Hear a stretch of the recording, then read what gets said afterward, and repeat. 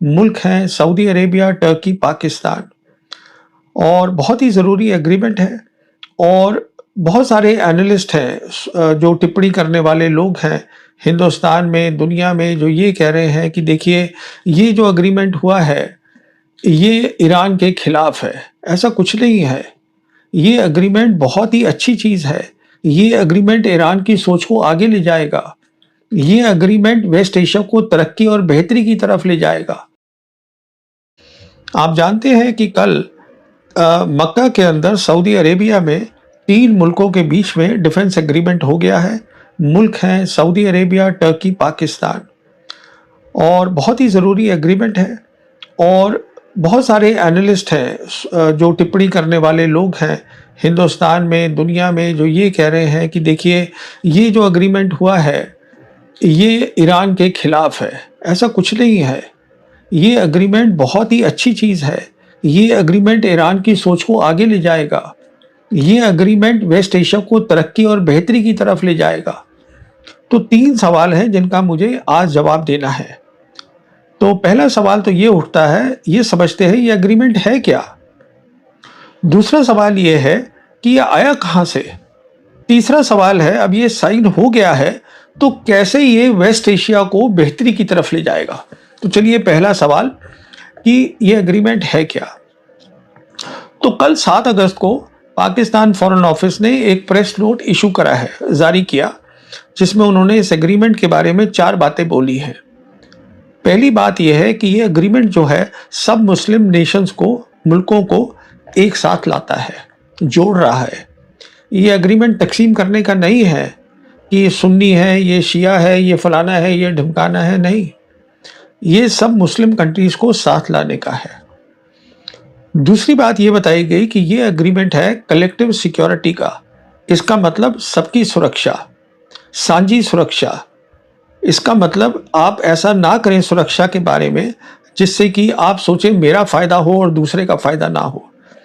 क्योंकि अगर साझी सुरक्षा होगी तो शांति होगी, आपकी भी बेहतरी होगी, दूसरे की भी बेहतरी होगी, और जो पूरा रीजन है वो बेहतरी की तरफ जाएगा। शांति बहुत ज़रूरी होती है। कहने का मतलब ये है, हम जानते हैं कि आज जो है लड़ाई चल रही है सऊदी अरेबिया और येमनीज, जिनको हूती भी बोलते हैं, उनके बीच में। पुरानी लड़ाई है, अब फिर से शुरू हो गई है। तो अगर ये कलेक्टिव सिक्योरिटी, साझी सिक्योरिटी की बात हो तो इन दोनों मुल्कों को एक साथ बैठना है और बात करनी है कि कैसे दोनों का मसला हल हो जाए।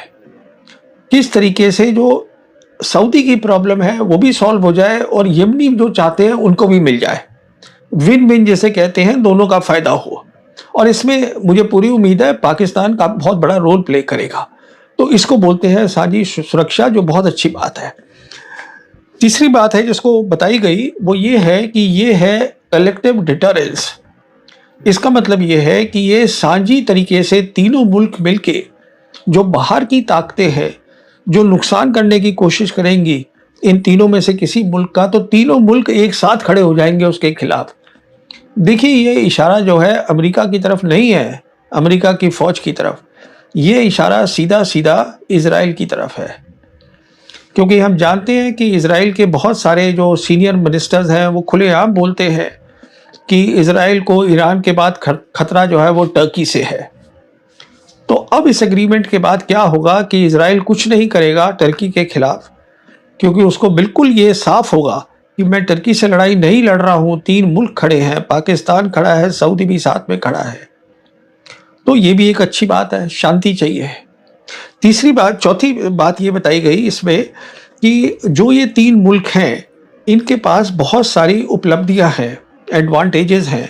ये एक दूसरे की मदद कर सकते हैं डिफेंस में, टेक्नोलॉजी शेयर कर सकते हैं, जॉइंट प्रोजेक्ट कर सकते हैं, बहुत काम कर सकते हैं। तो ये सारी बातें जो प्रेस नोट में है ये पॉजिटिव है, अच्छी बातें हैं। उसके बाद जो टर्की के प्रेसिडेंट हैं एर्दोगान, उन्होंने अपनी सोशल पोस्ट पे 3 और बातें लिखी हैं इस एग्रीमेंट के बारे में। पहली बात तो उन्होंने साफ साफ बोल दिया है कि ये टेररिज्म के खिलाफ है। तो ये तो सीधा इशारा है इजराइल की तरफ, क्योंकि इजराइल ही मुल्क है जो वहाँ पे टेररिज्म कर रहा है।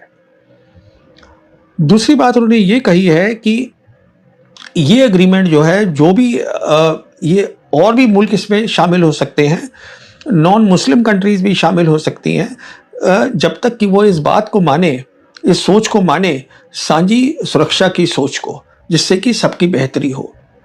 और तीसरी बात उन्होंने ये कही है कि जो भी हम काम करेंगे, जो यूनाइटेड नेशंस है, जो उसका लॉ है, इंटरनेशनल लॉ, उसके तहत होगी। तो देखिए ये एग्रीमेंट बहुत ही पॉजिटिव है। देखिए हम जानते हैं कि फिर 17 जून को एमओयू साइन हुआ, जिसे हम बोलते हैं मेमोरेंडम ऑफ अंडरस्टैंडिंग। मैंने अपने पुराना जो पिछला वीडियो है हिंदी का, उसका इसका जिक्र किया है। उसमें ये साइन हुआ था ईरान और अमेरिका के बीच में, और जिसमें मीडिएटर का रोल जो था वो साइन किया था पाकिस्तान के जो प्रधानमंत्री हैं शहबाज शरीफ ने। तो पाकिस्तान का बहुत इंपॉर्टेंट रोल है दोनों मुल्कों को उनकी बातचीत को आगे बढ़ाने में, मीडिएशन में।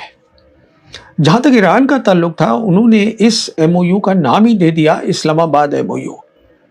कहने का मतलब यह है कि ईरान चाहता था कि पाकिस्तान से बातचीत करके हमारी जो सोच है, जो कि अराकची लाए हैं साझी सिक्योरिटी की, उसको आगे हम ले जाना चाहते हैं। और यही कारण है कि 23 जून को ईरान के जो राष्ट्रपति हैं पेजेश्कियन, ये गए थे स्टेट विजिट पर पाकिस्तान, जहां उनका एयरपोर्ट पे ही स्वागत किया पाकिस्तान के राष्ट्रपति जरदारी और प्रधानमंत्री शहबाज शरीफ ने।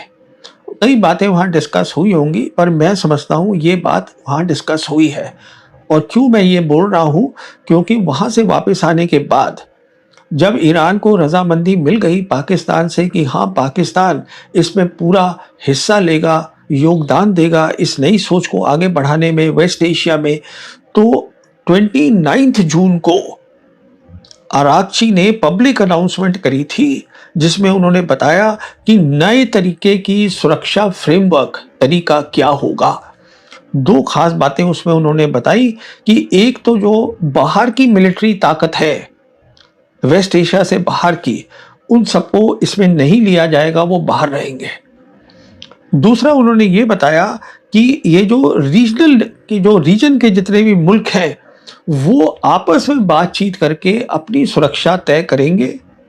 हर मुल्क बराबर होगा, वो तय करेंगे जिससे कि पूरे रीजन की, वेस्ट एशिया की तरक्की हो। ये बात हुई थी। उसके बाद क्योंकि जिम्मेदारी मिल गई थी पाकिस्तान को बहुत बड़ी, और पाकिस्तान ने ये ली थी जिम्मेदारी, हम जानते हैं कि 13 जुलाई को पाकिस्तान के army chief field marshal Asim Munir ये खास दौरे पे 2 दिन के टर्की गए थे, और वहाँ एयरपोर्ट पे ही इनको रिसीव किया था जो टर्की के प्रेसिडेंट हैं एर्डोगान ने। और इनकी बातचीत हुई थी एर्डोगान और उनके मिलिट्री के जो आला कमांडर्स हैं, टॉप कमांडर्स हैं, उनके साथ। तो 4 मुल्क हैं रीजन के, वो एक साथ आ गए थे, जिसको क्वाड बोला जा रहा था। वो थे टर्की, सऊदी अरेबिया, पाकिस्तान और कतर। और जितने भी वो ये कोशिश कर रहे थे कि किस तरीके से जब लड़ाई चल रही है तो रीजन के अंदर जो है आपस में जो है जो कंट्रीज हैं वो एक दूसरे से बातचीत करके लड़ाई ना करें और बातों को सुलझाएं। तो अब ये जो अग्रीमेंट है जिसको मैं जिक्र कर रहा हूं कल वाला, वो उसी सोच को आगे ले जाने वाला है जो इनफॉर्मल चीज थी। और जब फाइनली आसिम मुनीर अपना दौरे से वापस आए तुर्की के, और तुर्की से बात हो गई कि इस क्या होना चाहिए फाइनल जो अग्रीमेंट है उसके अंदर, तो तब ये फाइनल फॉर्मल अग्रीमेंट हुआ है। ये वहां से आई है सोच, और उस सोच के अंदर जैसे आपको मैंने बता दिया है, पाकिस्तान ने एक बहुत इंपॉर्टेंट रोल प्ले करा है।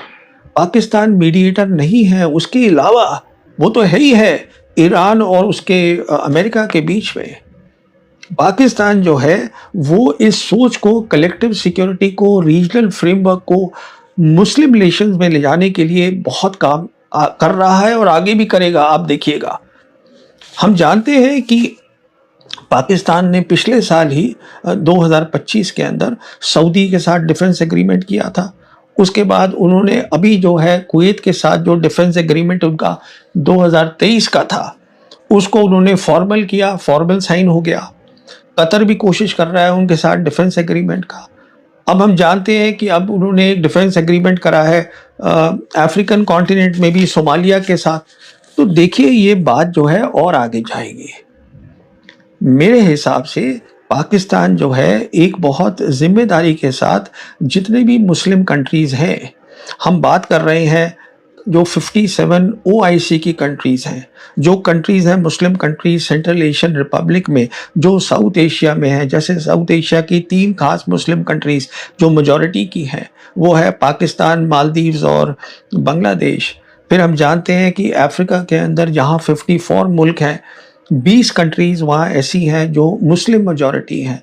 तो पाकिस्तान इस कलेक्टिव सिक्योरिटी को की सोच को लेके जाएगा और उसके तहत मेरी असेसमेंट में वो डिफेंस कोऑपरेशन के एग्रीमेंट इन सब मुल्कों के साथ करेगा। पाकिस्तान, सऊदी अरब और तुर्की के दरमियान जो डिफेंस डील साइन हुई उसके ऊपर परवीन सुहानी ने कहा कि ये जो डील है ये ईरान के बिल्कुल खिलाफ नहीं, ये ईरान के हक़ में होगी। आगे फिर और भी ममालिक सब ना डील में शामिल होना शुरू हो जाएंगे और हो सकता है कि आगे जाके ईरान भी इस सब ना डील का हिस्सा बन जाए, क्योंकि इस्लामिक नेटवर्क की मुसलमान ममालिक को बड़ी अच्छा ज़रूरत है, क्योंकि ओआईसी का जो प्लेटफॉर्म है वो बिल्कुल डेड हो चुका था। वहाँ से मुसलमानों को कोई फ़ायदा, कोई एडवांटेज हासिल नहीं हो रहा था। कि इस नए अपना इस्लामिक इत्तेहाद से मुसलमान अब ममालिक को बड़ा से अपना एडवांटेज हासिल होगा, बड़ा उससे अपना फ़ायदा हासिल होगा। बाकी आप इसी तरह के मजीद इंडियन मीडिया की रिएक्शन वीडियो हमारे चैनल में देखना चाहते हो तो हमारे चैनल को अगर लाइक, सब्सक्राइब, शेयर कर दें। अगली वीडियो में आपसे दोबारा मिलते हैं।